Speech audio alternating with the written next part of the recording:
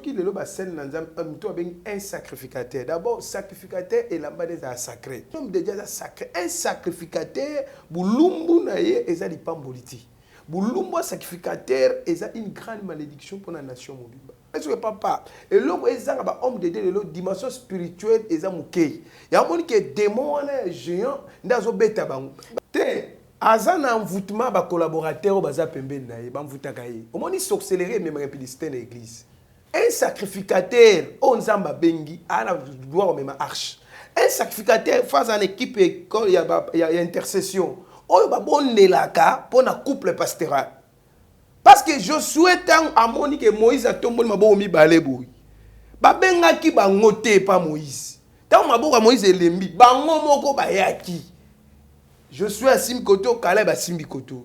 Ba tomboli no boko netikali ya otombo. Mais Israël a eu victoire. Faut avoir un collaborateur à ma case. Papa et Bélo Moné a un leader, a un visionnaire. Saint-Esprit a ça là parce que Saint-Esprit a ça là il soumet colaté. C'est-à-dire où Saint-Esprit abîma dans autres na bango kala.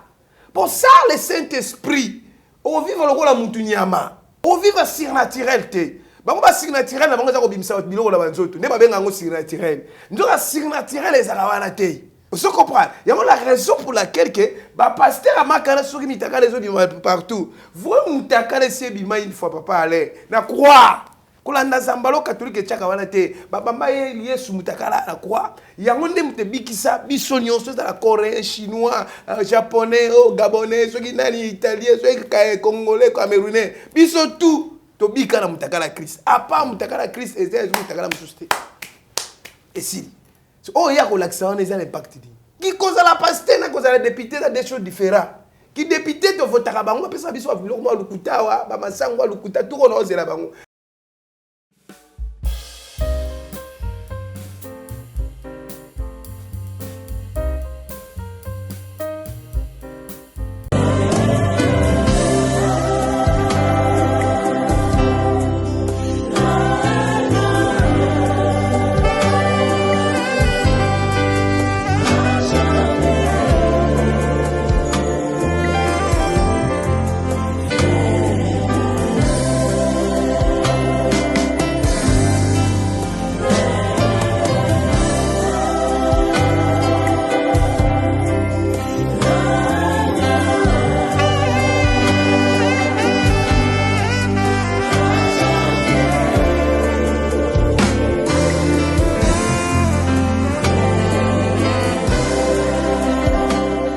Maxi Bien-être, c'est un complément alimentaire. Les plantes qui sont à l'intérieur nettoient le sang, ça régénère le corps, il stabilise le diabète, ça stabilise la tension, il éradique les hémorroïdes, solution pour les érections, éjaculation précoce et faiblesse sexuelle. Vous avez la prostate? Prenez vos médicaments, en même temps prenez Maxi Bien-être. Les femmes également qui souffrent du diabète, Maxi Bien-être soigne et la vie change. Tous ceux qui prennent Maxi Bien-être, regardez leur aspect, ils dégagent la jeunesse. Prenez une dosette, remuez avec un verre d'eau chaude et vous buvez, vous serez en bonne santé. Vérité et réalité, votre magazine qui vous informe, qui vous forme. En même temps, nous avons un divertissement qui est très très modéré. Bienvenue, mesdames et messieurs, vous qui nous suivez sur Nouvelle Tendance Télévision, Culture d'Excellence au rendez-vous.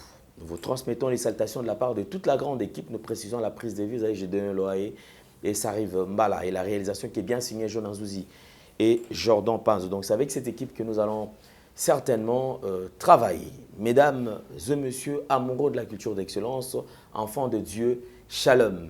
Comme vous le savez, nous allons aborder le tout premier élément, c'est la fondation Ndélé au cœur de la nation, ainsi que l'orphelinat Famille du Cœur Christ Rédempteur, qui est dirigée bien sûr par votre humble serviteur Alain Ndélé, ainsi que maman Marie M5 depuis Liège. Alors, comme vous le savez, nous allons suivre ces images. Vous êtes sensible aux cris des détresses, vous avez besoin d'aider les démunis, les orphelins. Pensez à cette structure et Dieu va tous nous bénir. Suivons. Ngai kombo ngai Arcel. Nga na banda kofanda na Kimbwala. Na avenue Source numéro 3. Na quartier Kimbwala na commune Mongafula. Mama na ngai kombo na mama Antoye pe place akenda na ebate. sikoyo navanda kofanda na maleki na ngai nde mama leki na ngai abenga ngai ndoki ke ngai nde na boma yaya na bango akufa ayebisi ngai amemi nga na eglise bayebisi eke ngai nde naza ndoki nga nde na boma ya na bango abengana nga na ndako nde abengana ngai na ndako lobi nde tokutana na papa Glody mwana naye tobande koleka nga na moninga na nga na nino na kamunganga tobande koleka siko mwana pa Glody alobi papa solola nanu na bana o mibale ayebi nga na lala na balabala amema ngai azwa biso ayebisi papa bango papa ndeti bozaka na orphelina mawa boye mema bango mibale kuna nde abenge biso atuni biso bolala na balabala wito ndimi toza na orphelina na biso tozoluka bana nde amemaki biso lobi nosenga merci na Globel nosenga merci na papa Lendele nzamba pambola ye abakisele ya mingi nzamba apesa ye longue vie asunga biso tokoma otanga abongisa vie na biso tokoma otanga nga nasuka na 3e primaire na posa basunga ngai nazonga na classe nazonga otanga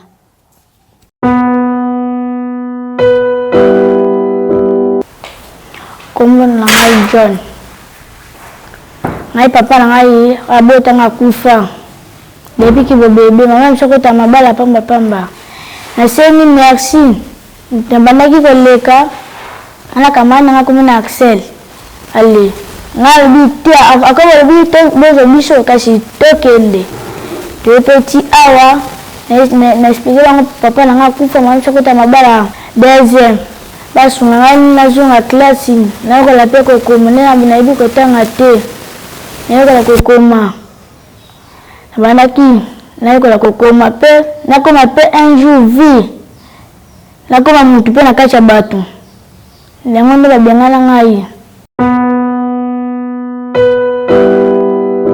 De retour sur ce plateau, déjà avec 3 500 $, vous avez droit à un terrain mesurant 20 de longueur et puis 20 de largeur au sein de la cité Toronto City. Alors n'hésitez surtout pas, un prix très abordable. Allez-y et vous ne serez jamais déçus. Suivons les images.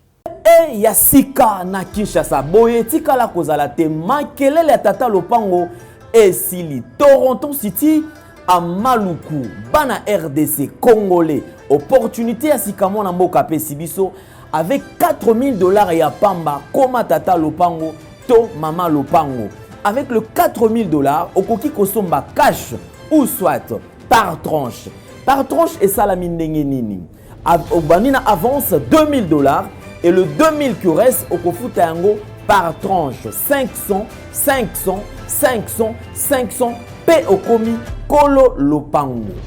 Toronto City et sika moko très kitoko. Parcelle cadastrée, urbanisée avec beaucoup d'espace. Nyon surtout okoluka okokuta yango. Mais narata, terrain de 20 sur 20 sur un site accessible, urbanisé, cadastré, plat, désherbé avec espace de jeu, espace vert, magasin, marché, peignon surtout pembeni. Ezali solo te, tala peyoka. Alors tu as la concession Toronto City. Tu as la commune à Maluku, dans la ville province de Kinshasa, dans la République démocratique du Congo. Et c'est concession Toronto City. Et après avoir fait la bêtise, surtout, il y a immobilier, foncier et tout. Là, il y a géo, localisation, tout pour que tu puisses pouvoir faire la situation. Concession est bandit et si vous avez ma borne Oyo, à 2 entrées, il y a raccourci à Makolo, na entrée Oyo, il y a Mutuka. Donc, raccourci à Makolo, c'est-à-dire à 15 minutes, vous avez déjà dans Makada. Oya Moulaï, c'est juste pour dévier, pour que les la fiable, de c'est ça. Dans la situation, surtout, nous avons les avenues, les grandes avenues de 8 mètres et des directions plutôt de 8 mètres et les avenues de 7 mètres. Alors que la parcelle Nabiso Ezali, il y a 20 mètres sur 20. ou bien 400 mètres carrés. Voilà. Du fait que nous sommes juste à l'entrée, nous sommes National Cameraman pour que tu visites nous surtout. La réalité, vous voyez, les bornes sont là, les bornes cadastrales, et puis tu visiter nous surtout, parce que c'est quelque chose à moulay. C'est quelque chose à mounen est tellement facile. Komi Tata Lopango, Tona Komi Mama Lopango. Yoka pour tout contact. Je précise bien. Contact Yapoto Ezali.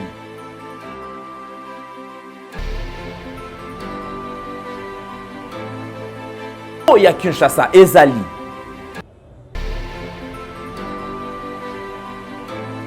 Mbongo ya muke avec $4000 au Komi Tata Lopango. To Mama Lopango. Makelele ya Bayer. Bayo.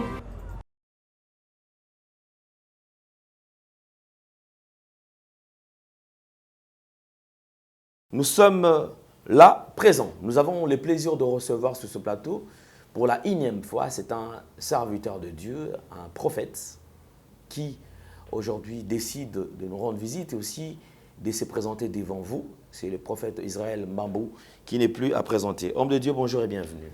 Bonjour papa Alain, je m'appelle Makata, qui appelle Nayo, j'habite Fonaya pour Banzambe. Parce que les journalistes jouent un rôle parce que on peut un jugement parce que les journalistes apportent un principal message comme la batte. Ok, merci beaucoup. Alors, Tolingi Lelo, c'est vrai, vous allez prophète.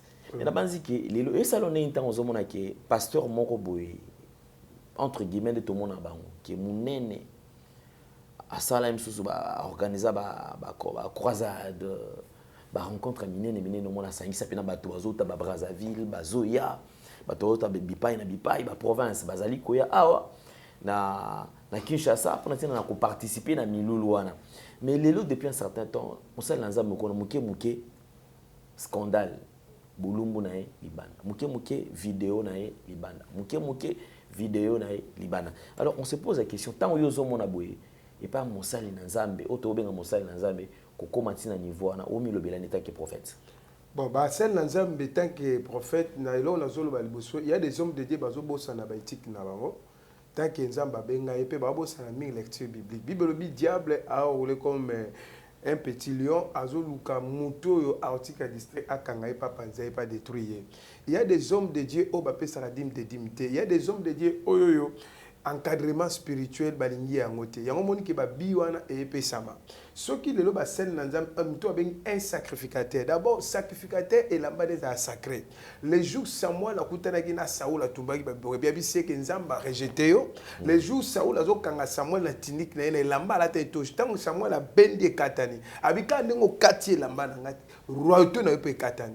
Et de même chose, un homme de Dieu sacré, un sacrificateur, Boulumbu naye ezali pamboliti.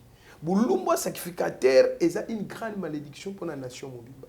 Et il y a la raison pour laquelle que un sacrificateur ko longola bilamba te kaka boye liboso ba non.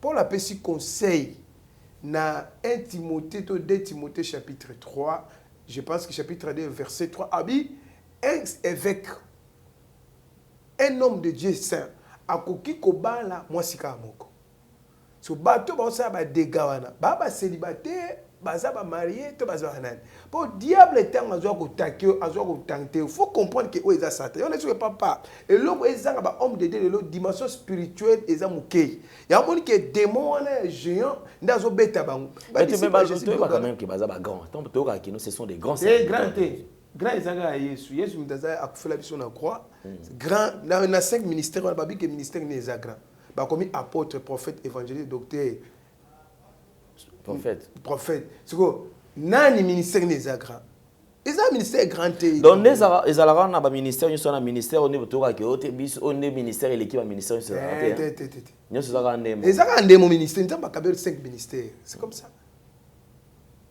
Babi to fondani na fondement ya ba apôtres et les prophètes c'est fini. Mais ba to ba marquer ces eaux dans la Bible ce sont les prophètes et les apôtres. Na sens one parce que bango bazoi ba rôle na bango qui sacrificateur té d'abord un pasteur azanan pasteur azakwa muto azaka na croix rouge c'est guerre restante bango ki na lokota bibembe ba soigner muto comme normal azakwa berger Un évangéliste, c'est l'homme du terrain, a gagné un dame. Alors que nous savons action que bon de la pona ba aveugle, ba pogo ba paralytique ba téléma. Un prophète a la sentinelle. Un prophète c'est la bouche de Dieu. Vous comprenez? Un docteur a un mouton a vu écriture a vu facile les faits et les boire. A expliqué aux faits et bois et zanine. Un apôtre a un mouton a fait sa fondation, fondement. De ba bengi apporte. Si ko biloko wana tout ba pasteur ebele ba bosanya. Ba pe ba même désordre makasi ozomona keno. Ba ndimi ba olia biloko ebela te. Et loko nyoso soko ebeli bien te olia mo élection libumu. Yako la raison pour laquelle ba dégâts et ça na manakati ya terrain. Prophète Israël Mbambo. Oui, je pour la première fois to kolba keno peut-être bozala ki erreur. Mosal Nzambe akoyisa maki erreur. Vidéo ebimi. Pour la deuxième fois to kolba keno peut-être bon. Il y a le bosso to ba ko c'est là qui est. Il y a même to peut-être cause à la erreur. So comme une troisième fois, quatrième fois, cinquième fois to ba kaka on ezaka erreur to te azana envoûtement ba collaborateur baza pembeni na ye ba mvutaka ye. Omoni s'accélérer même rapidité na église. On a un collaborateur mo baza ndoki. Mais yo ebiti. Azo mvuté yi. Il est monsieur solo. Aza mvuté. Donc moi si azana ndako wana Yesu souté. Et comme il dit, oya libanda wana et puis basi ya batu, bana ya batu, basi ya batu. Papa Alain, au moni le pauvre mesali, un sacrificateur, on zamba bengi, a la droit même arche. Un sacrificateur face à une équipe quand il y a intercession. On va bonner la cas pour un couple pastoral. Ba bonner la pour un pasteur, pour un maman pasteur, pour un bana pasteur. Intercession et bonner la pour un sacrificateur ezalaka. Si ko y a intercession na e fonctionner té. Ya za pembe na yemi ba jida. Pembe na yemi ba pharisien. Pembe na yemi ba tamisala mwaboleli bazali. Yango moni akwe yaka. Parce que je souhaite à moni que Moïse a tombé mabo mi baleboui. Ba benga ki ba ngote pa Moïse. Tant mabo ka Moïse elembi bango moko ba yaki. Je suis à Simkoto, Caleb à Simbikoto. Ba tomboli loboko netikali ya otombo. Mais Israël est une victoire. Faut ça na ba collaborateur à ma case. Papa et bien le monde est un leader, un visionnaire. Saint-Esprit a donc ça l'air parce que Saint-Esprit a ça qui est soumis colaté. C'est-à-dire où Saint-Esprit abîma dans autres na bango kala. Pour ça le Saint-Esprit, on vit le la mutunyama. On vit le surnaturel te. Bango ba surnaturel na bango za ko bimisa biloko na banzoto. Ne ba benga ngo surnaturel. Ndoka surnaturel ezala wana te. Vous comprenez? Il y a la raison pour laquelle que bah pasteur a marqué sur qui mitaka les autres partout. Vous mitaka les sebima une fois papa aller. Na croix. Kolanda zambalo catholique tchaka wana te. Ba bamba ye sou mitaka la croix. Ya ngonde mute bikisa biso nyonso dans la coréen, chinois, japonais, gabonais, ceux qui nani italien, ceux qui congolais, camerounais. Biso tout to bika na mitaka la Christ. A part mitaka la Christ et c'est mitaka la mususte. Et si oh, il y a relaxation, il y a l'impact. Est-ce que pasteur, Moussa Lanzambe peut-être a tombé dans un scandale, boy.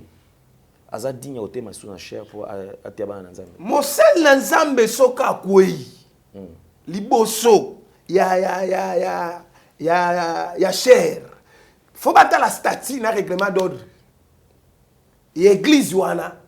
Et l'obinini, il y a mis balé un homme de Dieu face à Natata na ya molimo. L'ange, il a protégé, il a mis battu à koufi, a fonctionné de panaï. Si on faut tata na ya molimo, a def c'est ange. Il y a un moment où Géasi tant que tu n'es pas Élysée, aux yeux de l'Okanaman, pourquoi Boyaki, habite dans 8 habite à l'éprésident pas na mané pas naï. Et monter ce qui parce que bango ba tika batata ya molimo. Mais l'église pour faire c'est comment, bien vous faut taquer à la pasteur. Mais c'est dessus que faire c'est. Qui cause la pasteur na cause la député dans des choses différentes. Qui député de voter à bango pesa biso biloko lukuta wa ba masango lukuta tout on ose la bango. Na ba polo ya lukuta ne bazo pesa ka batu ba ko saka batu. Mais ministre abota makanango. Oyoza na problème na ba député na. Tena za ba problème. Yo be ko sa wa yo pe polo. Ozo comprendre. Bah ça le on dit que le to c'est la bango. On dit papa le ba ministère est différent avec ma député. Mutu apota ko pesa yo mbongo. Faut ça mutu aza bien formé un sacrificateur face à toute la question animé par quel esprit. Parce que esprit n'est tindé à pas mola. Est-ce que ça piègeté? Bah ko pesa on est dans cette émission ba pesa le pong na ma campagne. Est-ce papa le pong na campagne ba pesa na nzela émission na leki. Yo bisinga kendo la nga c'était nzamba bisinga na ke ola. Bon, si on a na butu na kufi. On est ça cadeau. Le problème peut être non c'est quoi parler. Tant mutazo ya pe na kati ya chaîne na binoa. Faut tout na yeta ta molimo na onani. Outa wapi. Yo za sacrificateur to za nani. Frère pas ko ya wazana do prophétie to sermo ba ko mona. O sermo uta ko lo bakeno. So ki entel wana kufite. So ka kufi ngana za prophétesse. C'est frère ndeko ngo akufat. Mais akobaka les sur la télévision. Akoma les kaneki. Donc le problème c'est que faut que tout na bango ba question. Yo comment un sacrifice ndengeni parce que ba le ba sa réputation chaîne. Ba chaîne est belle réputation c'est akobeba. Je comprends très bien papa. Non on a journaliste c'est mon ya banganga. Nganga zo conseiller soit disait chez moi qu'est-ce que lukuta oh ngosho ndake ko zwa abimisi mbongo auto iba mbongo batu na kombe. Yo motango tia vungo na valise faut sambela kapona ngo. Il y a des esprits ben ndaka bambongo. Ne pas zo que na pochette magique. Bon prophète. Tout ça ils ont quand même tous à la. Je pense que na carte sujet. Tous à la carte sujet. Tous à la véridique. Oui. Yo ça la ronne ni soko mono fandi bo peut-être comme so eza mamba jalousie au moins baninga ba prophète ba salate kinga nozo benga ngai fongola longola ore na yo tala bo mona mbongo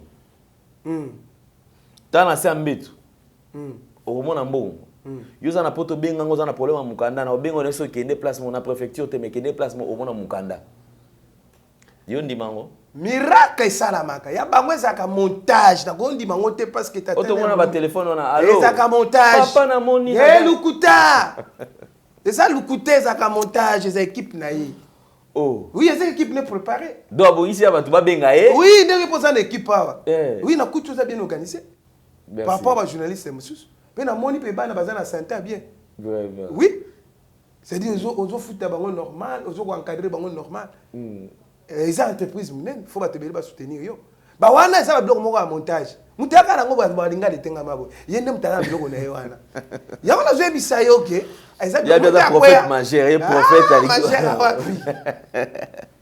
majeur wa bote la ngana eli bosa so kaza majeur ya za majeur amona ate to ke amona ka te ne so amona ka minda utala o moli mweme mangana zaina koma lukuta koma yo koma loka komona ka sera bat mari misama kufa kala na lufelu satana yemo kuta kuta na lufelu te kama misama ba nokota lufelu ndengeni pour lufelu za okanga pasteur mo ya a démontrer que lufelu za wafunga on a défi mais na zo biso oui les a défi même nganga aya oza prena na benga benga ye a montrer que lufelu za wafunga Satana yemo kaza lufelu te bon mari misama ke tshela lufelu ndengeni yamo na kama misama na lufelu mama wa tafana na kibete prophète Zael na mon obongami trop po obanga barando te tena zo banga ba no banga bango na ndengeni ko ba lukela na mulili te zo banga nganga za na pouvoir te kola na milinga lukuta wa bimsana ba fleur te oza pa achemo elamba mo lukuta eza bloka lukuta libukezo loba betango sabo exeke no pa ite mwanzu mo bo epola betango sabo obela libobata yo za bible lobi si je vis ce n'est pas moi qui vis c'est Christ qui vit à moi nga sina lié loko satana pona ke no banga e nga lié loko na été azwanga ndeni Christ alobi ananzoto na ngata par diable ezate na nzoto Judas Satan zwaki parce que a livré qui Christ Pierre Satan na côté le papa parce que a foi normal te a tatonné il y a des pasteurs mais au moins crise ebete makasa est-ce nga pa na bengama bandimba oya susciter akomolela ya bose ke musalo Israël nzambe prophète Israël Mbambo c'est vrai avant de passer dans la deuxième partie ba na nzambe ba besoin de comprendre tout le monde dans l'église a otonda bandimi pena batondi ebele na kati ya l'église wana mais au moins pasteur wana na makambo ya impudicité bandimi ebele wana ekozalesaka bato bauti cimetière bato nyonso ezala bato nyonso okoki ya concert aka bamusicien kala yo kasi bato nyonso wana ya concert ezali bato normal eza batombo mosusu ezalaka batombo wana na baéglise wana na concert ya mokili mais kasi yango akabe numéro yo moniki bamusicien bakita mo te basila bazwa ebandaka ndenge na bantu betolo lisulo kozala ozala kongo makambo ya kongo te ebandaka boye ya liboso ebandaka na bakatiere bazwi biloko wana bapesi na bapasteur bakatiere basila omoti ezaka moko obana na quartier ezoyinda ezaka susu te bapesi yango bapasteur ya lokuta bamusicien babandaki na on top babotoli bango yango bapesi yango bapasteur mote basila bamisie basila nde sikoyo bapasteur wana bato monaka ebele wana bayakala bibembe kokende obala na église wana obala tombo okozwa numero ya tombo pamba babalimwaka na baare de bis même toujours parce que tout le monde avec l'église Tout le monde a un bis na bango telemaka et kenda kozwa batu et même bango na église tout le monde a bango yo zo mona ba église des otonda awa te do batona ba bele batoni na kati église wana ba batu wana baza bibembe banzo bibembe ba batoto oza ta ba na mission molimo tota mission physique. C'est vrai ça. Mais c'est même ça yo. Tastan yo sali alliance na diable. Otinde lo batu na ye à monde des ténèbres. Yo bete que monde des ténèbres baza pe na bana mikebo. Maman za problème ko bota ba tchai mwana a kuba na monde des ténèbres ba yoma ndefu ba koti na libungu. Maman la ke bota mwana ko kele ba problème. Mwana ko mitata mukolo mwana lo ba kwa mukolo. Mwana yeso mwana mukelo boniko ko sakanga mwana 3 ans. Yo ko mi démon. Mwana za démon. En tout cas, merci beaucoup, prophète Israël Mbambo. C'est que j'aime pas dans les alliés. Le linga ko la vérité, ça ko bang ça là on bien. C'est faux le bas. Pour moi ça l'ensemble des fois, il est temps de sauver ba âme parce que monde des ténèbres et bénéficier na ba âme belé. Il est temps que tout des peuples na kawana tozongisa ba côté wana. Ouais. Lelo na kati ya ba église autour ba question na ngana tout na yango wana. Voilà. Bateau ba semble na ba église ya ba serviteur de Dieu au bazana pacte na diable au batika nzambe ya solo mais bandimi ba yebi na bango te beka ke no ngai na kena na osambe la pop dadi na biso azaka ya nzambe. Est-ce que bandimi wana bazana impact moko négatif na vie na bango? Opposer question est dans la Bible. Tant Moïse a qui prié dans montagne de Sinaï, ba omoni que Moïse a oumeli. Tant que nous a dit commandement. Aaron, je souhaitais. Aaron, alors qu'il a battu ma cam. Israël va venir le Moïse a qui a koufi. Tout ça l'ensemble. Ya stati. Ne ba sala stati ya orwana. Moïse tanga ya kouti. Abi Aaron pourquoi abi au peuple nous baza teti. Bagaza yo koufi abi non. Moïse a bambi di commandement na mabele. Kanda nzambe kiti ba Israël yebete bele ba kufaki. Ne Moïse aye ko kabola. Alors biba o baza pour nga Moïse baya na ngam nanga. Ba o baza pour nzambe bikeko ba kene kuna. Même Aaron qui permet na Moïse. Ba on va poner Dieu de ba zam panzi na ba. Na moment ba fidèle faut ba longola sentiment. Ba fidèle faut ba longola et loko ba bengi ke ko embrasser pasteur embrasser église religion. Bah, finalement, le salut est individuel. La mort aussi est individuelle. Tant qu'on est dans le jugement, on est dans le pasteur. Pasteur, on est dans le jugement. Parce que pasteur, on a côté sur la tête. Parce que c'est un bunga. Bah, finalement, il faut comprendre que non. Mais ça là, au pasteur, on a ça là. Et ça va tracer à Yesu te. Bah, dit na bala baleka na mboko. Boss bon. Bah, grand homme de Dieu. Bah, ça là, bah, makambo, bah, ça la terre. Tu vois, et comme un niveau de technologie. Il y a un monde qui est le même hier, aujourd'hui, éternellement. Voilà. Oh, bon, hier, ça bim sambis, mais on a opéra qui est, bah, fongo les ribou, mon nembon et bimi la carte. Mais il y a bango muta a pas soukité, bah, opéré te. Ma piou, muta mon jombo et bimi a boui. Ha! Nata l'iboussou, l'iboussou, ça a maté. So, quel genre? Ya biloko ebiba ina nzoto. Ya ba pasteur wana ba mema bandimi wana de na kobungisama. So fidèle aza sage peuple bere face à les critiques na maboko. Ya ba fidèle bere ba soma sous Bible ti. Ba ko soma ba téléphone. Ba soma Bible ba tanga les écrits ba mona ke pasteur na bango abu même na Israël. Samuel atika ba bazala bana ne bazala comme ba juge. Mais ba Israël ba ici peuple ba ici Samuel. Ba trace oyo to mona pa na bana no bazana ngote. Longola bango de Samuel longola ba. Même Élie, la même chose. Longola bango ba na trace nzambe te. Nda longola bango. Un homme de Dieu face à na trace ya Christ kat na ye papa Alain. Nengo sa papa Alain yo on dimaka ke non. Yo ba ko tsa mo sino na chama ko ba longola bila ba pa kusegema ba ko longola mafuta. Yes mbate. Ba na ba ko la ba otika basi. Voilà, merci beaucoup. Nous avons reçu pour vous le prophète Israël Mbambo. Mesdames et messieurs, vous qui êtes enfants de Dieu, je crois qu'il est temps, même la Bible le dit, racher les temps car les jours sont mauvais. Il est très important,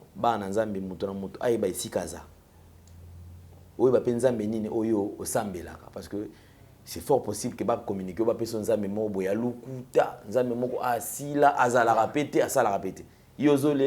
la solution, problème, mais oui, que vous avez un or déjà, via Moutou et Nzambe solo, il faut qu'on change.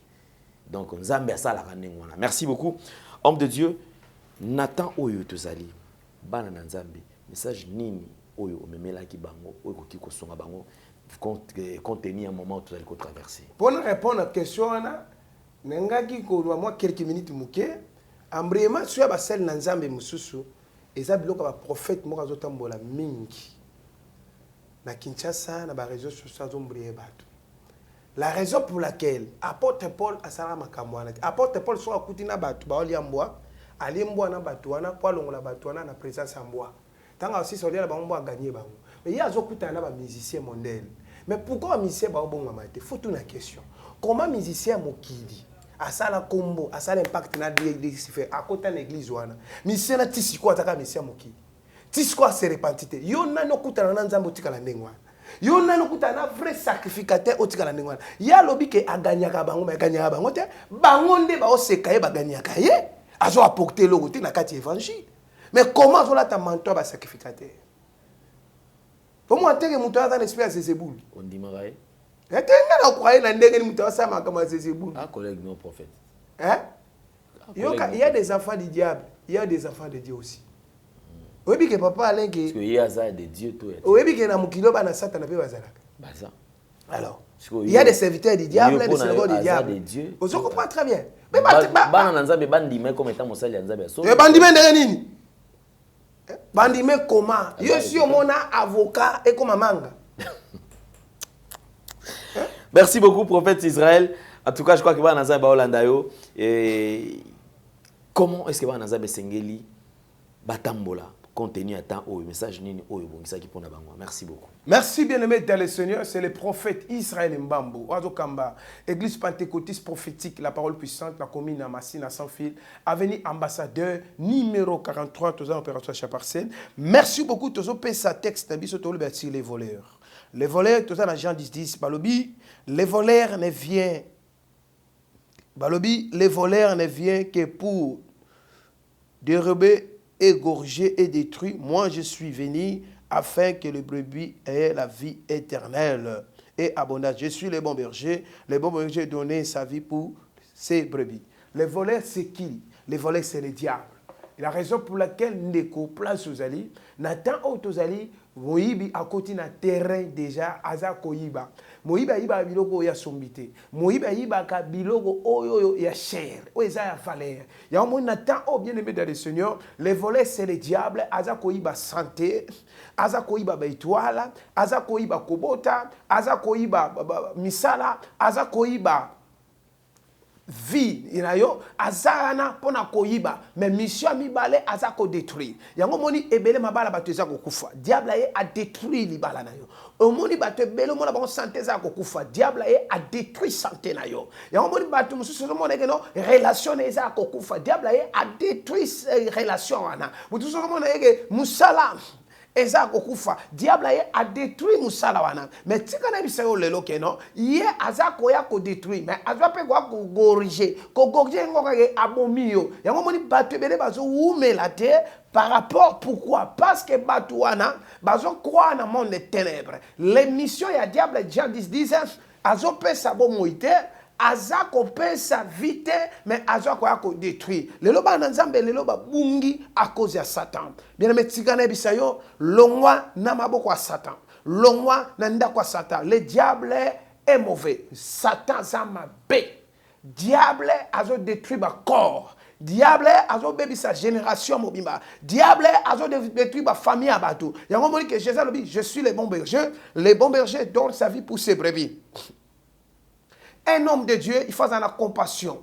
D'abord, il y a des fidèles. Un homme de Dieu, il faut avoir la compassion. D'abord, il y a un ministère aux ambapessiers. La raison pour laquelle Ndeko place aux alliés, Mouibi, Azali Nan, les diables. Diable, les pères de quoi? Des mensonges. Les jours Ève a pensé qu'il était inaye, na Satan, les jours Ève a bungse makambebele. Na vie na yo koyoka ka n'importe qui te lito ezaka sacré lito iba pesa ka mutunyo sute mais lelo so mona combien soi-disant les serviteurs de Dieu combien ndengenini ba détourner ba komi ko biso to zo eloko sombe eloko ekopeso chance pa ko le loko okobonga là te loko oyo okozwa délivrance. Non, non, non. Délivrance est un combo à Jésus-Christ. Bible lobi Christ, Jésus-Christ alobi, il est le même hier, aujourd'hui, éternellement. Christ en nous, c'est l'espérance de la gloire. Bible lobi, si tu confesses de ta bouche et le Seigneur Jésus, et si tu crois que Dieu l'a resté de mort, tu seras sauvé. Satan m'a mis l'isumu na kati ya batu. Lelo sokozo mona lelo yo komi na lisumu parce que zo comprendre lisumu komi nango nana memio na kati ya lisumu c'est quoi? C'est le diable. Bien-aimé, batu na place ba abandonner péché. Batu ba moni péché comme le la nage. Et comme le la piscine. Amata likolo nango manque à Saint-Esprit. Yango tozo ke na ba ta oh bien-aimé dans le Seigneur. Peuple de Dieu bon menacé ya envoûtement. Bon, il y a un mensonge. Et il y a des gens, bien aimés dans le Seigneur, abondela, yemoko. Ce qui est là, au bondeli, nous avons changé l'histoire à venir. Au moins, la Bible, Bible, c'est un problème. Prédicateur, c'est un problème. On comprend très bien. Bible, c'est un problème. C'est un problème. Mais, nous sommes dans un problème. Il y a la raison pour laquelle na place yolanda écriture de la Bible et lobby la Bible de la Bible et lobby mais yo ozotambola selon pas la Bible mais Bible les akuti mobimba ba pesibisoti on comprend très bien yo ezali fox ya makase ça arme maman combien de fois obosana o méditer Bible combien de fois yo Bible otanga ngoti Bible comment okatango ko bandonner ngo sabotango ozwaka ta même ya méditation te ya Bible. Mais Bible est comme une comme teke lango na nguba. Bible comme mwana comme ko sakana nango. Mais tikana biso que tout oyo passer na ce monde oyo eza dans l'écriture. Na kati ya Bible. Ya ngona bisine de quoi zola nanga. Le voleur aza kwa ko iba batu via prière.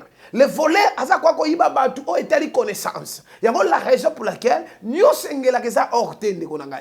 L'église, ce n'est pas Kotonga, Kobati. L'église, c'est le corps du Christ. C'est l'église. La raison pour laquelle charge l'église n'a pas na pierre. Ne ko place aux olandanga. Diable a continué à faire a yibi pe a gorger pe a détruire biloko ebele a falaire. Tala mobile no diable a détruit un sentiment na. Tala mobile no diable a détruit relation na bino. Diable a détruit moi sinayo. Moi, si à ce moment que mon bal a embêté, vaut mieux te séparer pour nous aller libre. Mais si tu as des quoi en direct, les biso siko que les voleurs aient koibo biloko nyo soit valeur. Yango tika na biso kono na samo il y a les enfants de Dieu, il y a aussi des enfants de diable. Je suis le bon berger. Le bon berger connaît les voix de ses brebis et les brebis aussi attendent sa voix. C'est-à-dire na kati na yo tant qu'on a berger, tant qu'on a brebis du Seigneur. Yo ko sala te makambo yo o batu ba osala wana soit disant ba sel nanzam non yo sala onzamba osala ozwa temps ebele ko fouiller internet mais ozwa temps muki a ko méditer la parole de Dieu yango ndeko osema trop on peut ça ba sacrifice trop soit disant ya kobota soit disant maladie longwa soit disant makole vimba yo soit disant problème à cancer soit disant problème à cœur soit disant on a problème ya sidatique. Moi na kwa ya kapamba pamba. Menzamba ebisinga na ebisa yoke no. Osala bolam. Mais bolam osala lango na maboko ya nani? Yango moni Jésus apesa ki parabole ya semence. Semence monsieur kwa likola banzube. Semence monsieur kwa ina balabala. Monsieur kwa ina prince. Monsieur kwa ina mabela kitoko. Ya mabela kitoko nde kwa ina maboko ya sacrificateur. Yango la raison pour laquelle de go place aux ali ozolandanga na yeko ebiso na temps haute aux ali il faut qu'on mana berger. Les bergers c'est qui? Les bergers c'est Jésus de Nazareth. Kolanda mutu mususu te. David a le dit clair. L'Éternel est mon berger, je ne manquerai de rien. Le lozomo na makamamabe komi boy. Pourquoi? Parce que babo sanaro la Jean 10. Babi les voleurs viennent pour dérober et détruire. Mais Jésus a yekopé sabo moy. Yango mona ta auto sali de konanga yo libota na bino mobimba place boza na kati ya ndako tala pasteur moko tala prophète moko tala frère moko tala évangéliste moko a koti bino na kati ya bulu yeki ozo comprendre te eza na temps on a relaxé to yebisa ko tel c'est comment la prophétie parle ozo comprendre très bien mais le loko comprendre que non ce qui mi collègue nzamba opesa biso temps Ce qui est sur apparaître dans la bouteille, le tokuta no na paradis. Un vrai chrétien faut à la cire au côté là. Il y a des pasteurs sur Zolanda à cire au côté là. Pourquoi parce que misa na izamabe. Il y a au moins que la raison pour laquelle les voleurs aillent kobe bisa, même les sacrificateurs. Les voleurs aillent kobe bisa, même les enfants de Dieu. Il y a au moins que banana nzambe va perdre le contrôle. Un chrétien animal, un chrétien spirituel, un chrétien charnel, un chrétien misa tout différent. Yo ce qu'on a rang quel genre de chrétien. Ce qu'on a chrétien spirituel, nous autres on a spiritualité quand on a raté. Bien la chair est faible, mais l'esprit est bien disposé. Nous autres on a un chrétien spirituel. Un chrétien spirituel marchera comme la parole de Dieu. Jésus a dit dans Jean chapitre 8, le verset 12 a dit je suis le chemin et alors non, je suis la lumière du monde. Celui qui me suit, il ne marchera pas dans les ténèbres, mais il marchera dans la lumière. Mais les autres zomona, banana nzambe soi-disant, mais makambo ba osa les makambo banana nzambe te. Ba pharisien ba kutana Jésus, ba bi na Jésus biso to ba na Abraham, abi non non, bi bo na lignée ba Abraham te, même misala Abraham ezaka te te, même ba Ève ba trace Abraham ezaka te. Pourquoi? Parce que bango ba mi kumise ba za ba na Abraham, mais ba za ba na Abraham te, ba za na posa ba boma Christ. Parce que bango ba bi que Jésus a dit avant Abraham asalanga ici na salaki. Abi yo comme même âge à 50 ans ko bon Abraham. Mais bango ba quitter ba comprendre te. Ya mo Jésus a conclu que bango si on bo sala misala ya tata na bino qui le diable Jean chapitre 8 verset 45 qui est likolo. On comprend que non, to za zinga basel nzambe obenga basel nzambe. Ezas basel nzambe te ba pharisien. Au moins ni film ba la service ya Yesu za rappelle Yesu ngote. Au moins na batmo benga ba pharisien, ba la tarabita la ba bazama bilo ba côté belé bela. Bango ba dote le Jésus. Au moins Nicodème a dit docteur ya ba pharisien, docteur ya ba pharisien ya loi. Même Christ a dit c'est faut mbotama sika.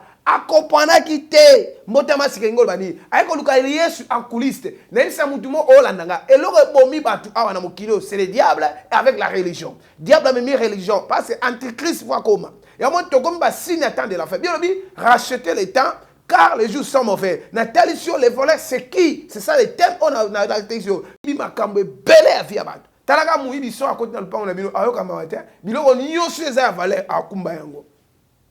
Merci Gana Bisayo, Kenzambe, Aosalo grâce. Merci Basisi Ngasin, que na comme na souka, ya prédication nanga. Na ina bon de la pona yo, mutolanda ginga. Ba numéro na biso à téléphone, tina ko bango na muno ezalité parce que papa Alendele afficherango déjà kuna na se. Au mona yango, awa prophétisation ko mona ngato bengi numéro na agoye bisanga seulement. Et na ibisi de kozo la nanga, na telemita que na fandita que sacrificateur. Na zo déclarer likolo na yo mtobelaka. Yo mto na problème comme Yesu. Yesu ndaza likolo. La différence, il y a Yesu na ba oba otengelo banzame. To bana ba chinois Bouddha. Et que quand on a ti les lois à la kaka ma colonaye na cimetière ezali. Tokei Mahomet ti lelo ye azana tombo. Tokei o Branham ti lelo azana tombo. Kimbangu azana tombo. Mais Christ le tombeau est vide. Ah c'est quoi? C'est ça la différence. Pe Christ a une affaire sur la croix. Na so bon de la pona yo place aux ali. Éternel Dieu de grâce tout puissant. Tikande kwa landi prédication oyo.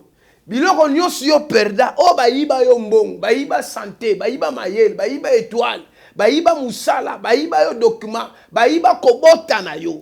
Bayiba bana mayel la classe. Zambe na Israël na déclarer biloko nyonso bayiba zonga. Na bandako nyonso babungisa biloko. Au nom puissant de Jésus-Christ. Yo tu va détruire santé, va détruire vie conjugale.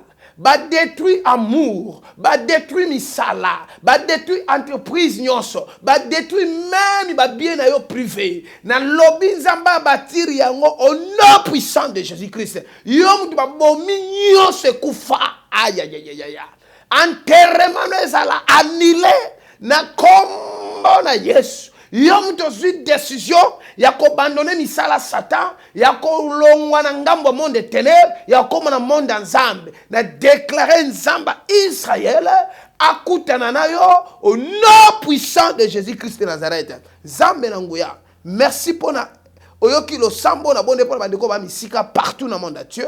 Na bonde pour na mboka Congo, na prier pour na Congolais place bazali, ba Congolais, na bonde pour na homme de Dieu oyoyo. Ba bungi zambe na Israël sunga ba zonga na nzela père ba mvutumani nyonso ekotaki bango elongwa na nzoto na bango na kombo na Yesu pe na pamboli chaîne o na pamboli tous les travailleurs bazala bénis au nom puissant de Jésus-Christ. Amen. Merci.